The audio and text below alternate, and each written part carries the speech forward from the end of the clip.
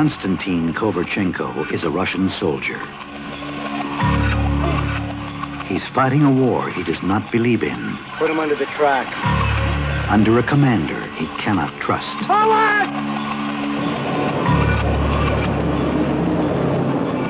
In a machine his enemies call the Beast. When the old man gets on your back, there's no way to shake him off.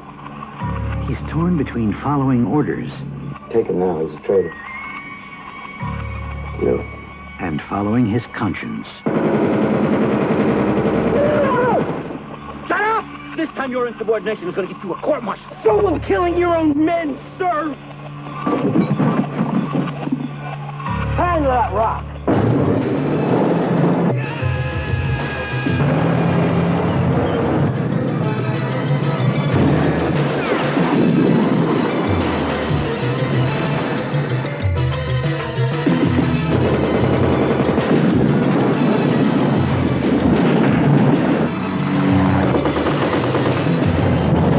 Columbia Pictures presents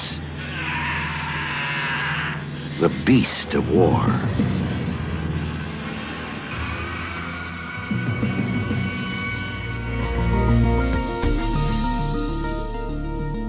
Hello and welcome to the Cinemondo podcast with Kathy, Mark, and Burke, talking about movies, horror, sci-fi, unusual, unknown, forgotten, underappreciated, always interesting. I think this film we're talking about here is underappreciated. We're not talking about film. We're talking about this great coffee mug I have. Ooh, talk about underappreciated. This hat. Look at this swag. Swag everywhere. Look at that pillow. Oh, you can't see our logo, but it's on there. And look at this Cinemondo gold tooth that I have. Mark, where's your Cinemondo logo? I can't show it. God damn it. This is a PG podcast. Cinemondo tattoo that none of us have seen. He only talks about it. My Cinemondo tramp stamp. We'll shut down the YouTube channel in minutes. Really? All of a sudden we get a whole new audience. Exactly. Why are we on these sites? When does Mark show tattoo? That's what I'm waiting for. Just let it ride. Don't let the mystery endure. Don't question anything. Just go with it. We got listeners. Boy. We're actually, the movie that we have is like, we have so many millions of listeners that we get so many emails, recommendations for films that we should talk about. And most of them are really just bad. No, they're not. They're we are not judgmental at all. All good. They're all good. But we got one from our listener named Nick, and we won't invade his privacy and give his last name because he may not want to be associated with us, even though he did tell us to record this. No, but this is like his one of his favorite movies, maybe his favorite movie. I think so. He was really like this movie, and I remember I saw this when it came out, and I remember thinking I remember actually thinking this is a really good movie, but then it was one of those movies I saw and you just never heard about it again. People weren't talking about it much. It's got some weird things about it. Well, let's not critique it yet. Let's talk about it first. Then we'll tear it apart. Oh, we haven't even named the film yet. No, we have not. No, well, hopefully it's a big title says what it is, and down there. It's called The Beast. And it's also known as The Beast of War. And it's an 80s movie. It's actually 1988. So, but the thing is what's cool about this movie is I remember when I saw it, it had a really cool look. It's beautifully shot. And it doesn't look like a cheesy 80s movie, it doesn't have roller skates or neon or anything like that. It's one of the good 80s movies, and there are some for sure. Yeah, it was directed by Kevin Reynolds, who he went on to do bigger films like The Robin Hood, Prince of Thieves, which was a big 90s movie. Waterworld, some say that he poor guy. I know. He directed a cult classic called Fandango, which came out in 1981 or 82 with Kevin. I think it was one for Kevin Costner's. So he has this Kevin Costner relationship, and some say that he directed a lot of Dances with Wolves, but that's a chat about that. But anyway, he's the director, and I think it's extremely well directed. I'll just say that. It's a war movie. Yep. With the weirdest cast. Yeah. Weirdest. When I was watching it going, what is this movie? Because it's Jason Patric. It's so young. Yeah. Stephen Bauer, Stephen Baldwin, And Stephen Baldwin, and so Stephen Bauer and Stephen Baldwin. So these kind of 80s, iconic actors. And George Zunza, who was a character actor who's been in tons of movies. Yes. And he plays the leader, the sergeant. He's a kind of a badass. Yeah, you'll recognize him when you see him. He's a total asshole. Yeah. But when I first heard it was The Beast, I'm like, oh, cool. And I pull up this movie and it's like, oh, it's about murder. I love it. And I'm watching it going, I don't think this is it. It was a different movie. So don't watch the 2017 movie, The Beast. Oh, yeah, that's right. There's another one. This is which we might want to cover. We should have probably done a double feature with Jesse Buckley, who I really like. That's right. So we'll put that on our list. Yeah. The 1988 film. And The Beast, actually, the name The Beast refers to an army tank, a Russian tank, and the crew of that tank. And it is we talk about isolation horror, and this isn't per se a horror film. It's got some horror elements to it, but it's more a war movie, like Kathy said. And usually, we don't really talk too much about war movies, but this one's a little bit different. This has got it's got some battle stuff and some shooting and all that kind of stuff, but it's not like the battle of so and so. It's kind of an isolation horror film. I would say it's more related to an isolation horror film or something like Duel than something like a horror film, Yeah, it's a cool concept. It's about the Soviet invasion of Afghanistan. From and that's the part where I got confused because we have Stephen Bauer and then we have Jason Patric, and they're all speaking English pretty much, except for Stephen Bauer is not. Stephen Bauer is speaking the correct language, and they do have subtitles.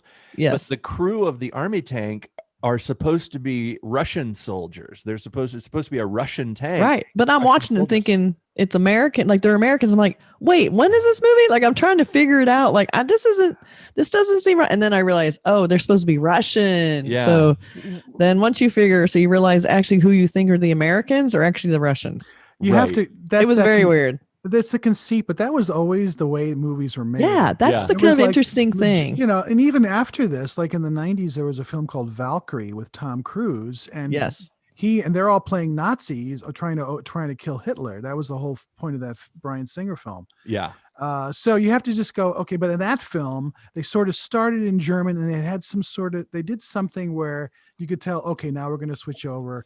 And it's going to be in English because we want to understand what the hell they're saying. Yeah. Subtitles. But they didn't do that here. It's just like Jason Patric is Russian. George Zunza is Russian. Stephen Baldwin is Russian. Stephen Bauer is Pashtun, is Afghani. So it's just, once you get that, you sort of go, okay, I have to deal with it. But the Afghan characters speak in a different language, which is kind of the confusing part. And you kind of realize halfway through the film, or at a certain point in the film, you realize why the Afghani characters speak their language and the Russians speak English, because there's a language issue. And what's interesting is that it would be interesting if all of them spoke English and then they all got together and they acted like they couldn't understand each other. That would have been weird. It's like, I don't understand, I don't understand. Why you don't understand me? I'm speaking English. Let's have so many war movies. Like they have these British actors as Germans, these British actors as, Soviets, the British actors as American. So you're listening to it going, now which side am I listening to right now? Like it was very confusing. In this movie, at least you knew, well, also the way they were dressed.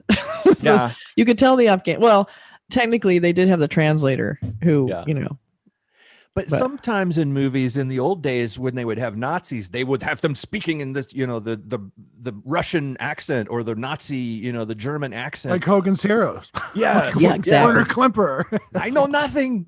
But it's 9. They didn't even do Russian accents. They had these guys were speaking in just American accents, and their names were Konstantin Kovalchenko. And they're so American looking. Yeah. It's like there's just nobody more golden boy American than Stephen Baldwin. It's like, my God. Or Jason Patric. Jason Patric for that matter. But he looked really cute with his glasses on. Once you get past that, you kind of get into the story and you realize. I like the story a lot. It's very interesting. It doesn't really matter that they're Russian. That they're Russian soldiers. They're soldiers. They're just people like and everyone else. Guys are people. They're people versus people. And it's it's a pretty brutal story. I mean, it points out how brutal the war can be and how the war can get into your mind and turn you into this idea of the perfect soldier, and I must be cold and hard and kill with relentless, tactical relentlessness. And George Dzunza plays Commander Daskal, and he is the perfect soldier. He's a machine. Yeah, he's a killing machine. He doesn't have any feelings, and it's all about the orders and following the orders. And his team are a bunch of young guys, and some of them follow him. Some of them think that what we're doing is a little bit too much, and they go into this village and they commit this horrible atrocity. They kill people in this village, and you get the feeling these people in the village, they don't know, as usual, they don't know about the war. They don't know what's going on. It's like they know that their country is being invaded. They know that horrible things are happening out there somewhere, and these people come in, and it's a torture situation, and they end up killing someone, and it's a brutal opening scene. Yeah. Like I remember, it's like I guess it's a thing, but where you like run over someone with your tank slowly, and it was just awful. Like probably the worst thing in the film was that scene. Yeah, and the rest of it's kind of bad too. But I was sitting there, go, whoa, this is what this movie's gonna be like. Shit, that's what people remember about the film. I think it's just horrible. Well, and the guy was just villager basically. It's the horror of war, and it's like these are just villagers, and as he's being tortured, he's smiling because he thinks he's going to go to paradise. And so anyway, it's just like this brutal killing, which is war. And the setting, the film is shot in Israel, but it's set in Afghanistan, and looks really good. It looks amazing. Like they are really out there, and it looked really isolated desert. And the shots of the tanks sort of going into the Valley of the Jackal, it's just really beautifully shot. Like they're in the middle of nowhere. They're totally isolated. So you get that sense of isolation, which is so key in a movie like this. And this is made in the days before digital effects and before digital set extensions. And, nowadays it would be a lot easier to make a film in this kind of a location. But back then they were out there. They had to actually get the real tanks. This is like a real tank rolling through there. And the military advisor that they had made these deals. When you read about this movie, the way they made it, the production of it, it sounds like an illegal arms deal was being made to buy these tanks to use in the film. And, he had to make deals over drinks in a bar and all this kind of stuff. And the tanks, a lot of the stuff is very real. I think there's some discrepancies with one of the helicopters being, the wrong era or something. It's a movie, people. But it's very effective. And when that helicopter's coming down out in the desert, and there's a tank, and there's these dirty guys out there, and they've been through hell. I don't know if I hate to be the guy saying practical effects are better than digital. But in some ways, you feel this movie in the people in it. I agree. There's a couple of scenes where they're just out in the desert, just walking, and it's like the idea of fighting a war. You think about the Northern Africa stuff during World War II, and the this kind of stuff out in the desert. And there's people who live in the desert. They've lived there. They know the desert. And then these people that come in who don't know how to survive in the desert and how horrible it is and how desperate they are. And they're in a tank, You feel the dust and the dirt and the heat. I was constantly drinking water through this movie. It looked like a miserable shoot. I don't know if it was, but it seems like one of those shoots that people are like, oh my God, I'm so glad it's over. Like they looked hot. They looked miserable. It was. I can look at that and I can say, yes, it was a miserable shoot. If anybody who worked on that film can tell me different, I'll be surprised. Well, the military advisor you mentioned, Dale Dye, was like a famous. And he was also an actor. You would recognize him. Yeah. He's been in lots of movies. He always plays a military guy, kind of a tough guy, a legitimate guy. So he was the military advisor. So the movie, other than that one helicopter, I think it's all legit. The RPG, the everything, all the weapons. And the way they look, all the actors, it's just like really authentically done. He was one of the helicopter guys in this movie. Oh, was he? Oh, that's funny. Okay. Well, the basic plot is the opening scene where they go to that village and kill that man. And then Stephen Bauer comes home to see his village decimated by these Russian assholes. So then the tank has to find its way out, but they get lost. They take like a wrong turn or something, and then they're damaged and they're cut off. Their radio doesn't work. They're trying to get back across Soviet lines. So the whole movie is basically this band of Afghanis are trying to chase the tank, who's a little bit ahead of them, and then you're waiting for the big, confrontation. So the whole movie is basically these guys trapped in a tank and these Afghanis following them. And what I thought was cool, the cool thing about the casting, which was weird, is that Stephen Bauer, you automatically, because you recognize him, because you know who he is, you kind of automatically kind of like him. Yeah. So you're not just instantly going, this guy's is wrong and he's trying to torture these guys. Yeah, he's a terrorist. You sort of you understand why he's angry. I mean, they came in here and they killed these villagers who weren't even a threat. Yeah, and that was his brother who went under. Yes, and it was his brother, and it was sad. All these women are freaking out and they're crying, and she had to watch her husband get run over by a tank. It was just, so you understand like why they would want to do that, why they'd want to chase these people down. I mean, why wouldn't you? And there's a great scene in it where the tank decides to wait overnight. And the guy's watching his radar, like his sonar or whatever it is. Yeah. I'm not a big war person, so I'm going to use the wrong terms. Just everyone knows. Don't want to get a bunch of mail back out. But it's not sonar. I know that. Yeah, sonar's underwater. It was a big green thing with lights on it, and they see like they're surrounded. And they're like, oh shit. So they just decide we need to just annihilate him. They're going to do this. They called it something where it's like they basically like use all of their weapons at the same time. And they just spin around and they're firing and things are going off and they're shooting everything. And when they're like, it's over, it's really quiet. And they're like, okay, I think we got him. I think it's good. They get him go out. And it was a herd of deer. So they go out there and it's just annihilated deer. So they've used up a lot of their weaponry on this stupid herd of deer. Yeah. And it's like, okay, animal stuff again. Here we go. Because they don't know the desert. They don't know.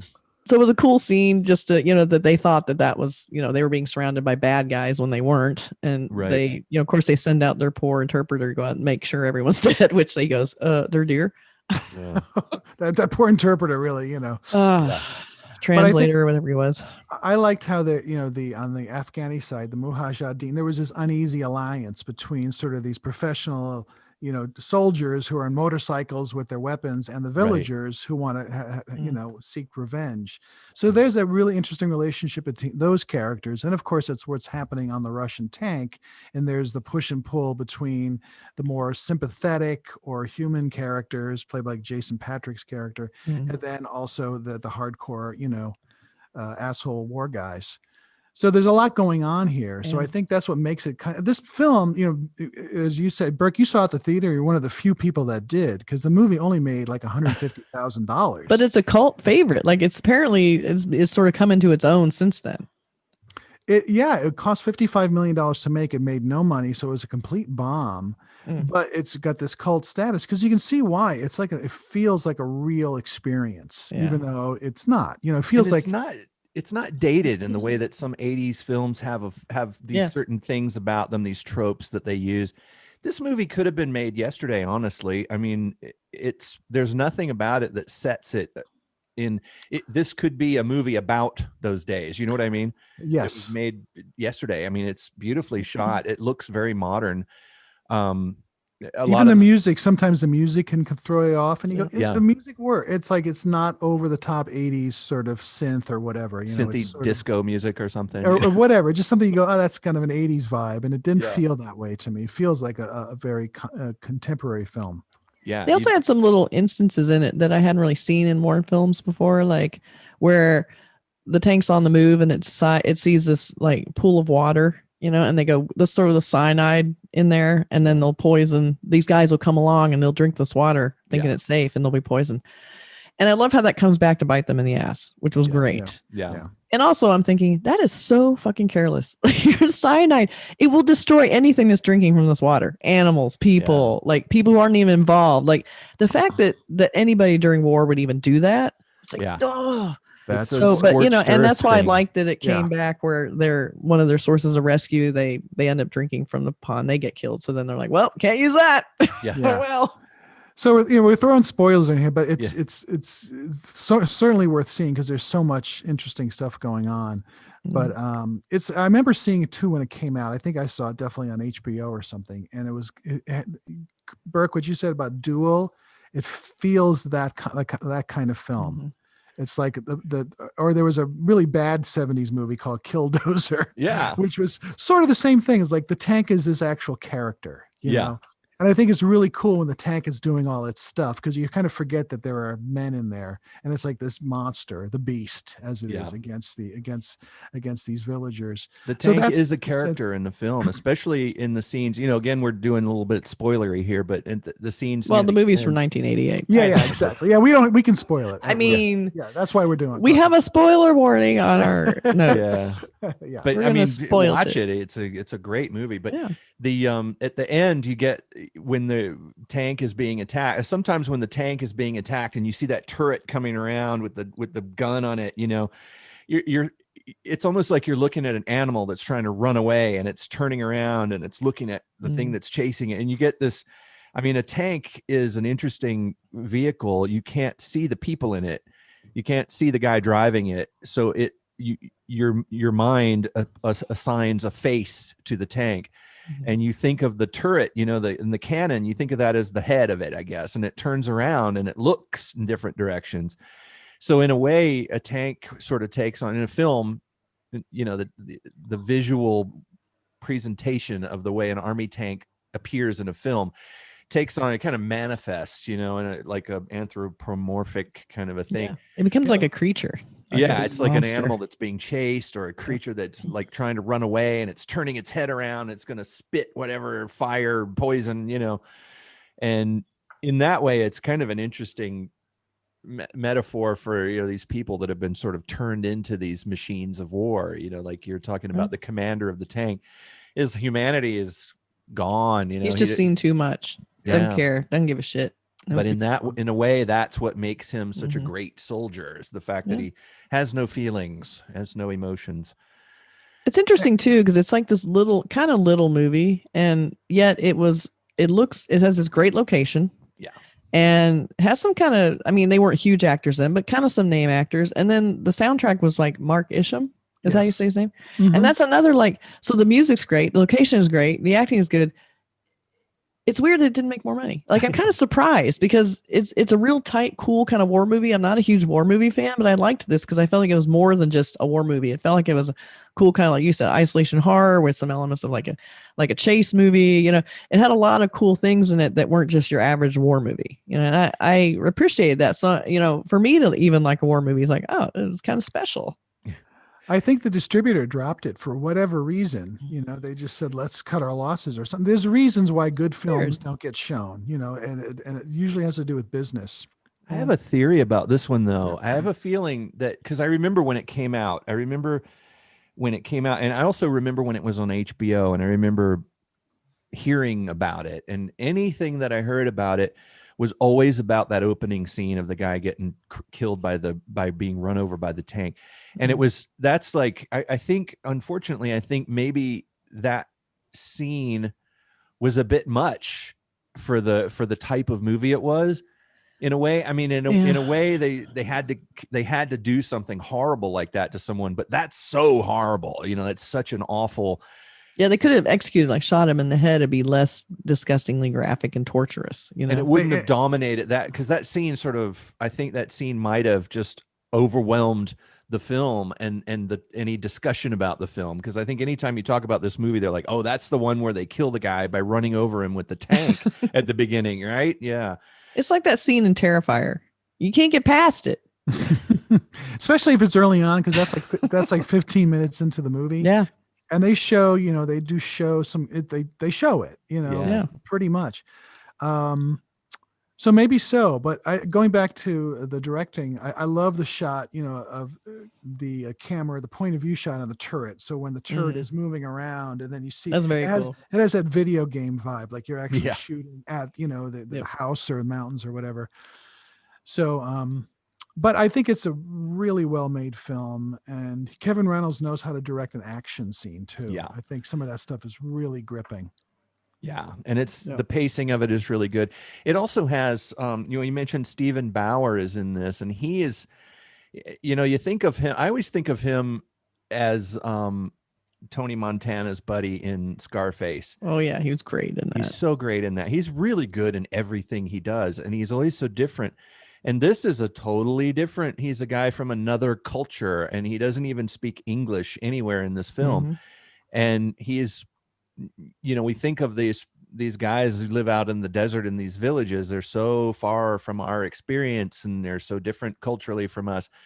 And we're always told that they're different than us. But in this film, what I like about it is that you do, even though the politics has kind of made this film a little bit interesting in some ways in recent years, the idea that the people during wartime, the best war films, I think, are the ones that show those kind of realities. It's like the people that are affected by the wars, not the people sitting safe at home planning the wars and sending these people out to fight these wars.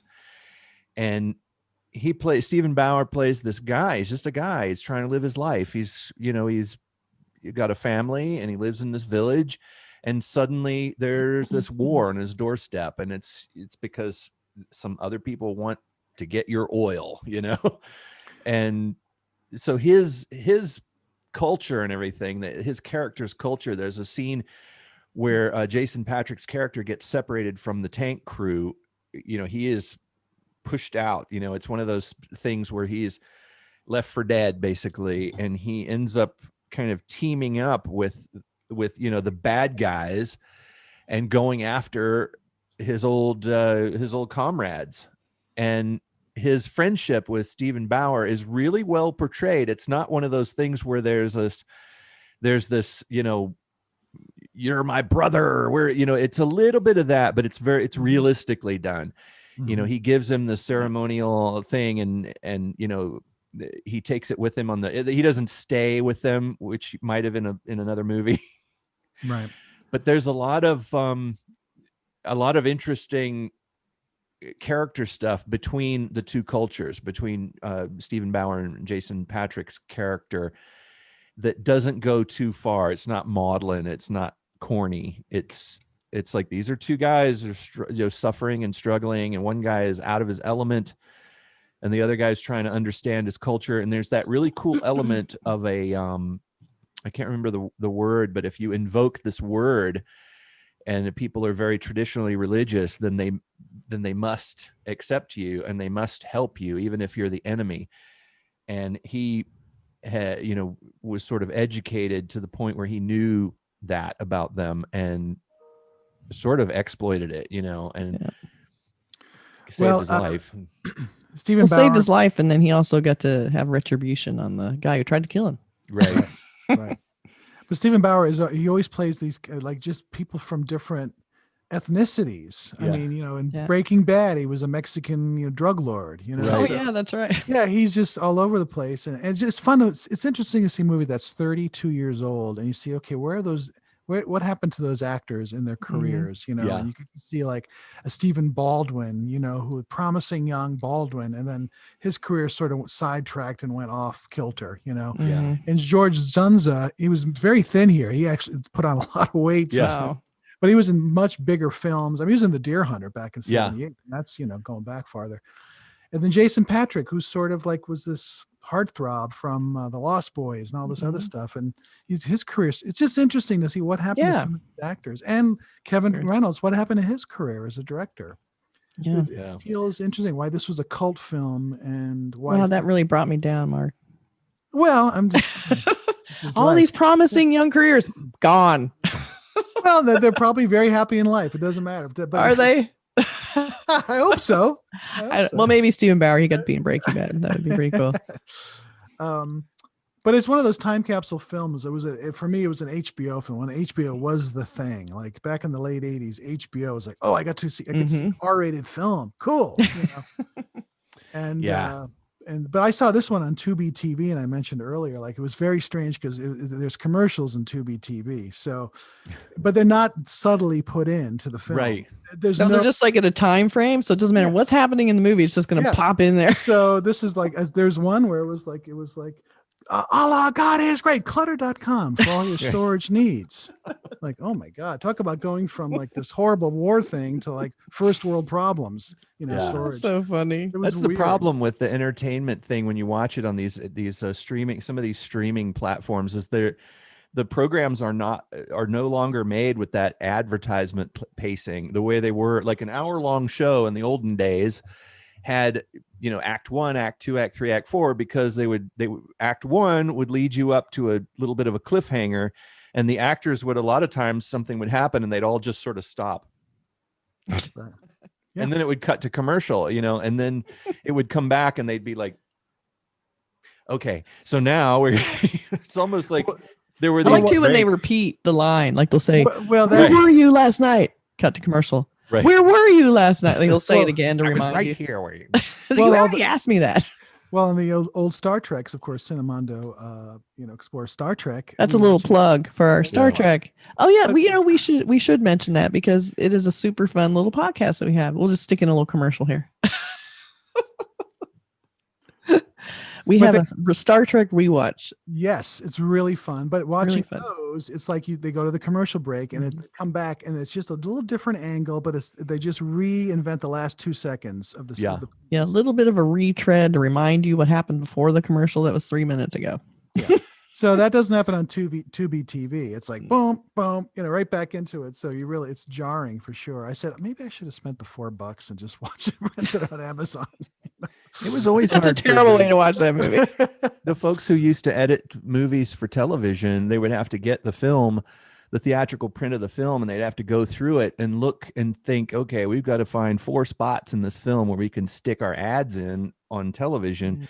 And they'd have to sort of find a place in there, and usually it would, because in the old days, I mean, when you watched a movie on television, it did kind of abruptly go to commercial, but they did it in a way that it was like in a transition or something, like where you'd go from, a shot of the village to a shot of the tank. You have the two focuses in your story on the Afghan people and on the Russian people.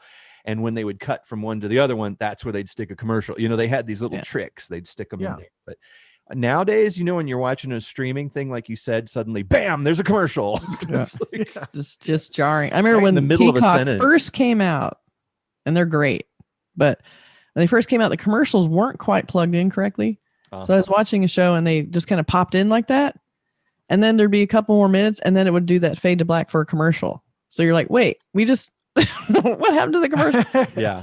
But they figured that out. Like a robot puts it in now. They've got it all figured out now. Yeah. But that, I'm off tangent there, but it's I'm sure everyone wants to hear us talk about commercials.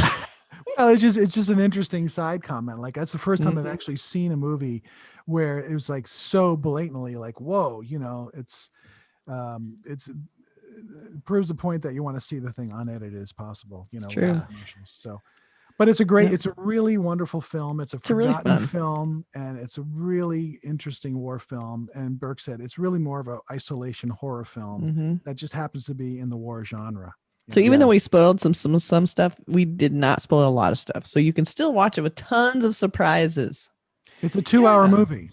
Come on. It's 2 hours, and it's really fun. It's an adventure film, and the good thing about it is it's got a lot of great character stuff too. You really get to know these people, and the struggles are very real in it. Like we said before, that whole idea of I really like a film that can put you in a place. That sounds like an easy thing to do with a film. Because you've got your camera there in the desert.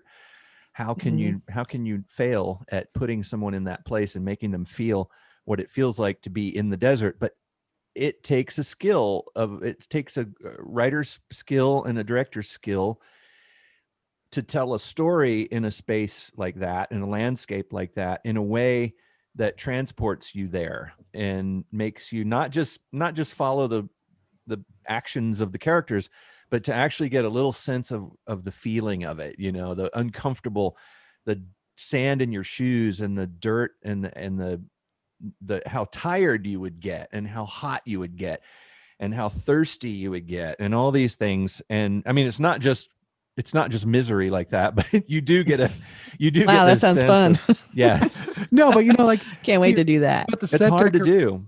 Yeah, the set decoration, the art decoration, and those villages look legit. Yeah. Like, It's those funny. look I was I'm sorry. I was reading about this.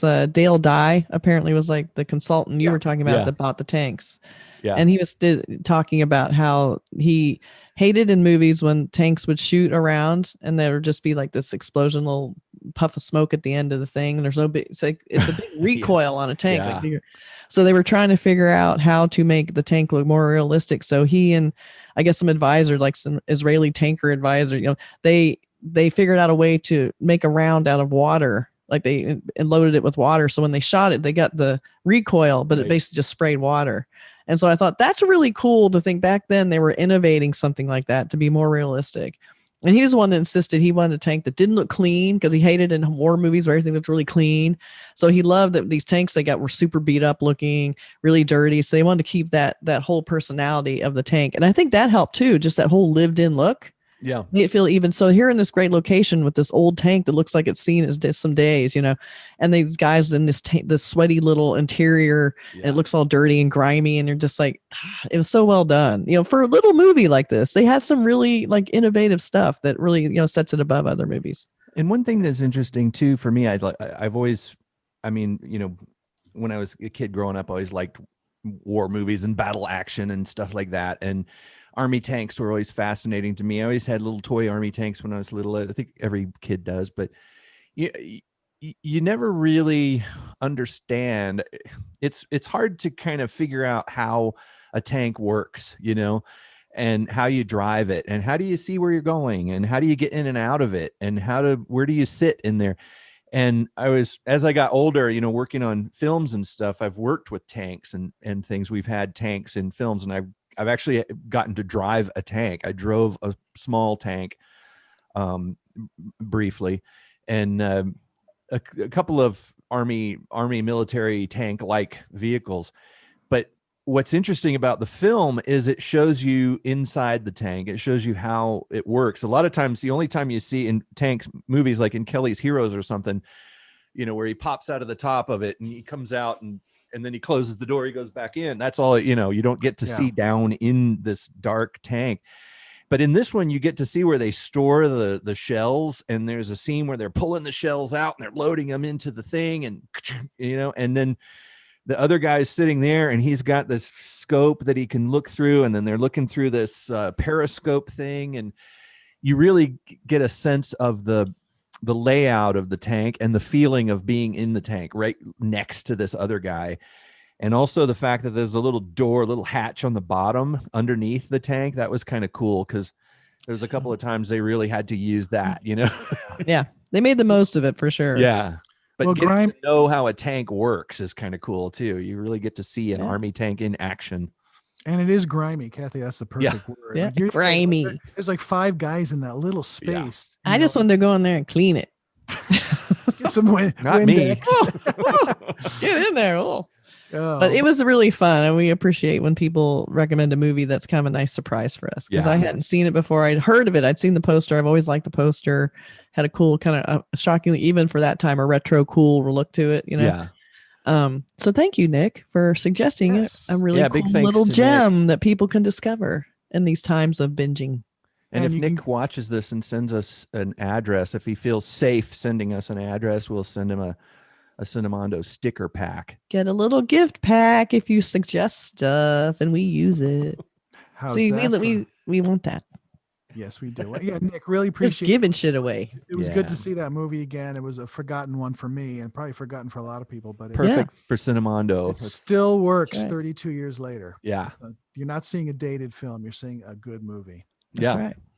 Even if you don't like war movies, I know that's the thing. It's like, even if you don't like horror films, this is but if you feel like I'm not a war movie person, if you can get past that first scene, that opening horrible scene that sort of sets up the rest of the film, there's violence in it. It's got, like Kathy was saying, some animal death in it. And but you don't see it gratuitously. But But it yeah, has- it is yeah. there as usual. And it's got the usual shootings and killings and things like that. And I mean, as a horror it's- fan, I really appreciate that opening scene, even though it was hard to watch. It was like Right. really well done. Good Yeah. job. well, it's memorable for sure. Yeah. That's for Really sure. good. But All right. check us out on social media. right. We post all the time, all kinds of fun little interesting ditties. So check That's us right. out there. And You can buy mugs at our store. Where's our store? Is that at the mall? It's where's our store? In a kiosk, right? It's next this to thing the- called online. If you go to our website, cinemondopodcast.com, you'll see a little thing that clicks this shop and you'll find t-shirts and mugs. It's very fun. We're adding to it all the time. We're going to try and think of some new cool shirts. So just keep checking it. Maybe And check even a hat. patreon.com. Hats, Maybe, or maybe it's, I don't know which way you are. maybe not yet. Not yet. But go to Patreon, patreon.com. We have a page there too that has links to all that stuff. And if you sign up to be a member, you get all kinds of extra perks. You get perks. You get to hear stuff early a lot of times if we can get up there fast enough, because sometimes we do these at the last minute, but we try. We try. But you also get stickers or you get a mug. And depending on your level, you'll get some swag. It's totally worth it. Yeah. If you But join, be sure and us- subscribe to our YouTube channel for sure. Yeah. Yeah. Join us. Join us. Little Evil Dead Cinemondo for cult. you. The Cinemondo cult. And just keep listening because we really appreciate it. And keep recommending movies. Like, we'll do an episode like this where we use your recommendation. Like we used Nick's wonderful recommendation. That's right. Cool. All right. So Thanks, you guys. Thank you. we're gonna Thank walk you out for the door. listening and watching.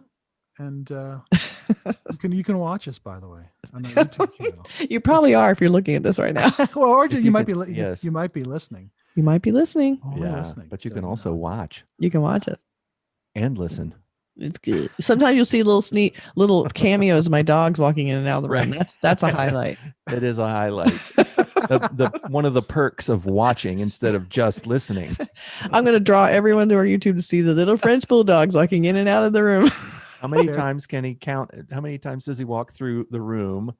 We He's need to bring Darwin in. Yeah. So you can see Darwin. Where is Where he? is Where's he? he been? We have I've not got- seen Darwin. We have not utilized him a lot in our podcast videos. Oh, We no, need I to. think he got he's like another- he's becoming the Greta Garbo of the dog world. He's I've not got really his own first close-up. apartment and he got a new I've- job. I don't know where he is. He I never want to comes be over alone. anymore. Yeah, he's right out there. He's out there somewhere. Not that it matters for you people listening right now. He's with mommy. Mm. Mom. All right, All then. Thanks very much. Thanks for Thanks, Nick. listening. Bye. Bye. Cinemondo signing off.